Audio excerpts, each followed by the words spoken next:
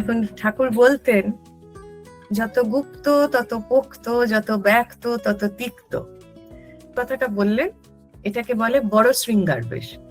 এটি হয় প্রভুর শয়নের সময়। প্রথম হচ্ছে, যদি কোনোদিন বড় শৃঙ্গার বেশ, মানে জগন্নাথ দেব প্রতি মুহূর্তে সুন্দর, কিন্তু এই বড় শৃঙ্গার বেশের বিশেষত্ব হচ্ছে সম্পূর্ণ ফুলের সাজ হয়। সেই ফুলের মালা, মাথার মুকুট, নাকের নোলক, সমস্ত কিছু, মা সুভদ্রা সবটাই ফুলে ভরা। এবং তখন একটি বিশেষ বস্ত্র তিনি পরিধান করেন। সেই বস্ত্রটি হচ্ছে জয়দেবের গীত গোবিন্দ লেখা। সেই বস্ত্রটা বোনাই হয় এমন ভাবে তাতে জয়দেবের গীত গোবিন্দ লেখা থাকে, মানে তার গীত গোবিন্দর যে শ্লোকগুলি সেইটি তাঁতেতে এমন ভাবেই বোনা হয়। তিনি সেটি ছাড়া অন্য কাপড় পরেন না রাত্রিরে। এবং তারপর ওই গীত গোবিন্দ, এখন তো আর ওই দেবদাসী নৃত্য প্রথা নেই, কিন্তু দেবদাসীরা আসেন, মানে এমন স্বর্গীয় তাদের রূপ। আমি 3 জনকে দেখেছিলাম, বয়স হয়ে গেছে, তারা আসেন এবং এসে জগন্নাথ দেবকে এই গীত গোবিন্দ শোনান।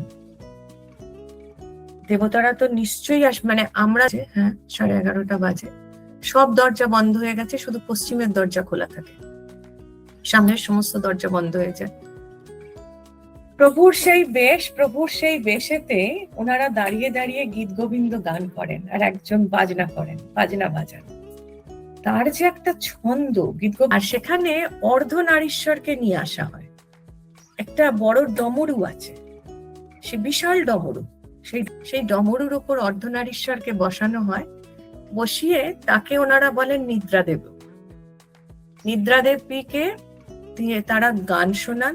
ইতিমধ্যে জগন্নাথ দেবের রূপোর খাট, তাদের যে খাট বাহক আছে, জগন্নাথ মন্দিরের সব থেকে বিশেষত্ব হচ্ছে সবকিছু ডিভাইড করা, প্রত্যেকের কাজ, এত বড় ম্যানেজমেন্ট পৃথিবীর কোথাও নেই।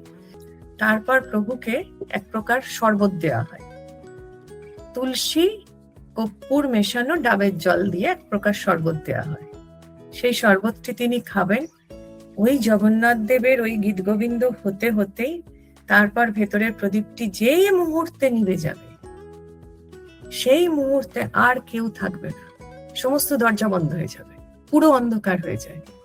সেই মুহূর্তে বলে আর কেউ থাকে না, বলে ওই মুহূর্তটাতে দেবতারা একমাত্র ওই মন্দিরের গর্ভগৃহে প্রবেশ করেন।